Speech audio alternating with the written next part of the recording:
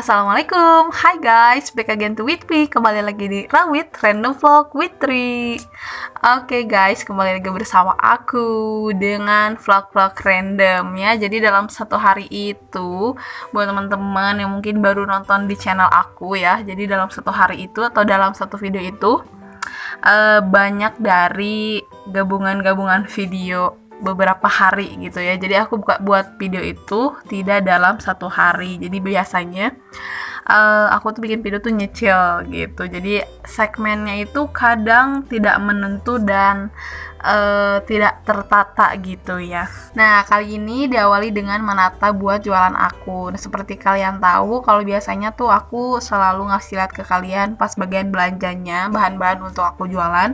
Biasanya aku beli jelly, gula, susu, dan lain-lain. Nah, kali ini aku ngasih lihat nih gimana kalau misalkan aku lagi siap-siap buat jualan aku besok. Karena ini tuh biasanya aku bikin tuh sore harinya gitu. Nah, supaya nggak mager, kalau misalkan nunggu malam tuh biasa kadang suka mager. Jadi kalau misalkan lagi semangat tuh aku bikinnya sore-sore gitu. Jadi malam udah bisa dimasukin ke kulkas. Jadi besok pas dijual tuh udah dalam keadaan dingin gitu. Nah, ini juga bisa jadi ide jualan juga buat teman-teman mungkin yang kalau misalkan mau jualan tuh kalian bisa jualan jelly ini gitu. Jadi jellynya tuh dibikin dengan cetakan yang kecil-kecil gitu. Nanti kita jual 1000-nya tuh aku jual 1003 gitu. Nanti dipakein susu lagi. Nah, ini aku bikinnya nggak terlalu banyak. Ini cuma kayak 4 kotak gitu, sama tambahan 2 kotak di 3 kotak di kayak apa namanya? Ya kayak gitu deh, pokoknya lupa lagi nama tempatnya. Pokoknya kotak itu. Nah, next lagi, ini tuh besokannya, kalau nggak salah, siang-siang gitu, aku bikin mie ramen, dan mie ini tuh udah lama banget disimpan, kayak udah dari berapa, mungkin ada sebulan yang lalu kali ya, pas aku belanja buat jualan juga. Nah, ini baru aku masak sekarang. Ini aku suka sama mie ini, dia tuh yang ramen kuah, spicy hot ramen gitu. Rasanya menurut aku mirip sama yang Nissin yang bukan Nissin, maksud aku rasanya mirip sama yang Shin Ramyun gitu, agak sedikit mirip. Jadi ini tuh versi murah meriah. Nah, ini dimasak dulu seperti biasa, aku nggak masak terlalu lodoh. Terus aku juga udah masak telur kemarin, jadi aku tuh masak telur ini tuh kemarin sebenarnya. Ini tuh dimasak 5 menit atau sekitar 7 menitan gitu di air yang udah mendidih banget, terus dimasukin telurnya. Jadi dia tuh bakalan setengah mateng, soft boil egg gitu. Nah, terus aku taruh di kulkas, tapi karena dia atasnya tuh kan udah kelihatan kuningnya gitu, jadi aku taruh di kulkas dulu supaya dia tuh nggak bleber kuningnya. Dan pas mau dimakan tuh diangetin dulu supaya rasanya nggak dingin gitu. Setelah dimasak, kita masak minyak kayak biasa aja. Airnya jangan terlalu banyak karena dia tuh nggak terlalu medok gitu rasanya. Jadi kalau kebanyakan tuh kebanyakan dikit aja tuh bakalan hambar. Nah, habis itu tambahin telur sama ditambahin.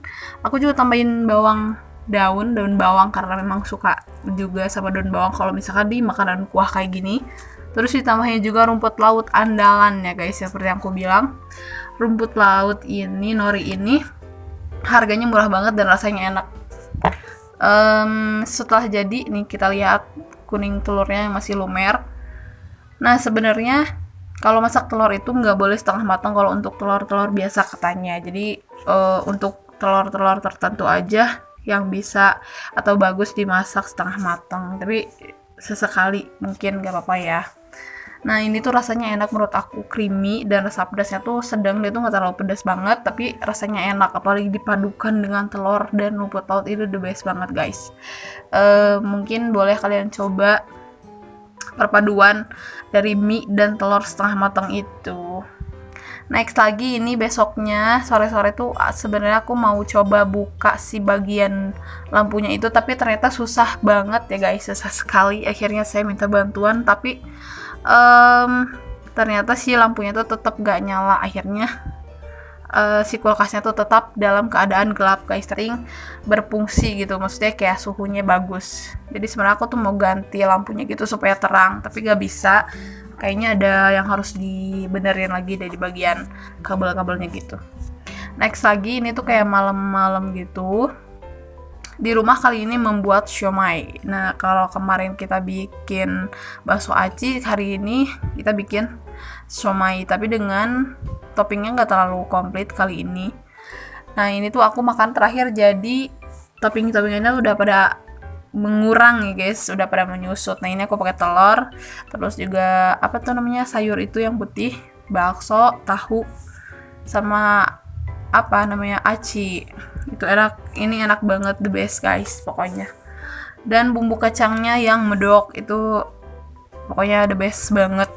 Nah, ini makan malam-malam ya guys, sekitar jam sekitar abis isya gitu. Oh ya guys, aku mau ngingetin kalian untuk selalu mendoakan teman-teman kita juga, saudara-saudari kita juga yang ada di Palestina sana, di negara-negara yang Allah kasih ujian besar, di negara kita juga untuk daerah-daerah yang mungkin sedang mengalami banyak cobaan gitu. Semoga apa yang terjadi sama saudara-saudari kita tuh bisa segera membaik gitu guys, setidaknya.